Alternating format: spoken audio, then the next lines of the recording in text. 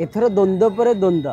गोटे समस्या पर आउ गोटे समस्या आसिक मुंड टेकुची आपण मैंने जानी छाड़ी थे बोधे कहीं एथर पंचुक 5 दिन नुह 4 दिन आप भावुवे किपरि भाव पंचुक तो आम शुणी आसी 5 दिन केतबेले 6 दिन हो जाए आम देखी पंचुक 6 दिन हबार किंतु एथर पंचुक 4 दिन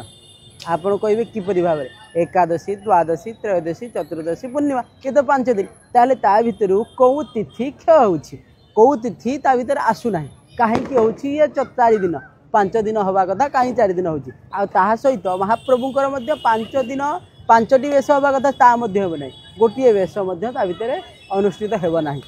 जानी रखा दरकार ताहले आमे जदि पंचुक केबेठारु पालन करूँ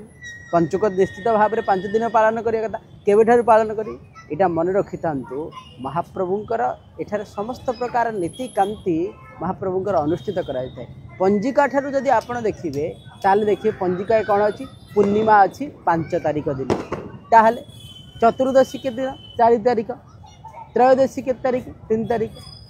2 तारिख हूँ कौन से भाव में एकादशी ताहले 2 तारिख ठारू एकादशी द्वादशी ता भितर संपूर्ण भाव में क्षय घटी द्वादशी नाही त्रयोदशी चतुर्दशी पूर्णिमा ये कथा जिते बड़े आसी से द्वादशी तिथि जिते बड़े क्षय घटी से ये संपूर्ण भाव में पंचुक 4 दिन होती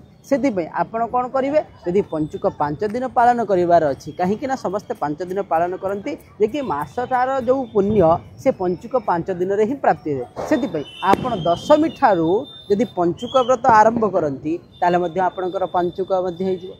से आपड़ जदि 4 दिन व्रत कले से पंचुकर 5 दिन व्रत फल प्राप्ति है से